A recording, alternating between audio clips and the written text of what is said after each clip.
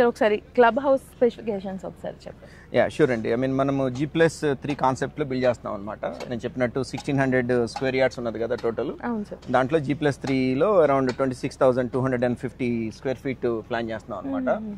మనకి గ్రౌండ్ ఫ్లోర్లో వచ్చేసేసి మనకి ఒక చిన్న క్యాఫ్టీరియా ఒకటి, ఒక గ్రోసరీ స్టోర్ ఒకటి, అట్లానే ఒక ఫార్మసీ ఒకటి, అండ్ సెలూన్కి స్పేస్, అండ్ కొన్ని ఇండోర్ గేమ్స్, క్లబ్ హౌస్ లో సమ్ సిట్ అవుట్ స్పేస్, ఇవన్నీ కూడాను మనకి గ్రౌండ్ ఫ్లోర్ లో వస్తున్నాయి అనమాట. సో ఫస్ట్ ఫ్లోర్ లో వచ్చేసేసి మనము 2 ఈవెంట్ హాల్స్ ఇస్తున్నాం. ఒక చిన్న ఒక 50-60 మెంబర్స్ తో చేసుకోవడానికి ఒక ఈవెంట్ హాల్ ఒకటి, అట్లానే ఒక 300-400 మెంబర్స్ తో చేసుకోవడానికి ఒక ఈవెంట్ హాల్, అట్లా 2 ఈవెంట్ హాల్స్ ఇస్తున్నాము. ప్లస్ అట్లానే మీకు ఫస్ట్ ఫ్లోర్ లో బ్రైడ్ అండ్ గ్రూమ్ కి సంబంధించిన 2 రూమ్స్ కూడా ఇస్తున్నాం అనమాట. చేంజ్ రూమ్స్ అని అనుకోండి, అండ్ రెస్ట్ రూమ్స్ కానివ్వండి, అండ్ సమ్ ఓపెన్ స్పేస్ కానివ్వండి, అదంతా ఫస్ట్ ఫ్లోర్ లో వస్తుంది. అట్లానే సెకండ్ ఫ్లోర్ లోనేమో ఒక 4 రూమ్స్ ఇస్తున్నాం మనం. 4 రూమ్స్ ఎందుకనంటే ఎవరైనా గెస్ట్లు వస్తే కనుక ఇంకా హోటల్లో లేకుండా then they can sleep, plus భోజనాలు పెట్టుకోవడానికి పెద్ద స్పేస్, కింద ఎంతైతే ఈవెంట్ హాల్ ఇస్తున్నామో అంతే హైట్ లో మనం పైన అంతా కూడా డైనింగ్ స్పేస్ ఇస్తున్నాము.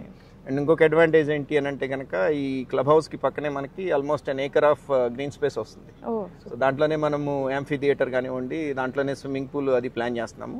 ఒకవేళ వెదర్ మంచిగా ఉన్నది అని అనుకుంటే then they can use the green space for the event, అంటే డిన్నర్ కానివ్వండి, లంచ్ కానివ్వండి, వెదర్ ని బట్టి they have the option. And అట్లానే సెకండ్ ఫ్లోర్కి వచ్చేసేటప్పటికి మనకి ఒక కాన్ఫరెన్స్ రూమ్ ఒకటి, రేపు ఏదైనా అసోసియేషన్ ఫామ్ అయింది, association would like to do like ఏదన్నా ఒక ఈవెంట్ చేయాలి అని అనుకుంటారు వాళ్ళు బోర్డు మెంబర్స్ అందరు కలిసి మాట్లాడుకోవాలి అని అనుకుంటే కనుక ఒక కాన్ఫరెన్స్ రూమ్ ఇచ్చినాము. అండ్ అట్లానే ఒక డబుల్ హైట్ షటిల్ కోర్ట్ ఒకటి ప్లాన్ చేసినాము. అండ్ అట్లానే జిమ్ ఒకటి, and yoga pavilion. And most importantly కొంత ఓపెన్ స్పేస్ పెట్టాం అనమాట, వర్క్ ఫ్రమ్ హోమ్ టైప్ వాళ్ళకి, where they don't have to go and ఇంట్లో బోర్ అవుతుంది, ఆఫీస్ ఎన్విరాన్మెంట్ లేదు, పర్మనెంట్ గా నాకు వర్క్ ఫ్రమ్ హోమ్ ఆప్షన్ ఉంది అని అనుకునే వాళ్ళకి కొంత ఓపెన్ స్పేస్ ఇచ్చినాం అనమాట థర్డ్ ఫ్లోర్ లో. అట్లా నీట్ గా ప్లాన్ చేశాను. చాలా చాలా బాగుంది sir specifications sir, very nice. Thanks.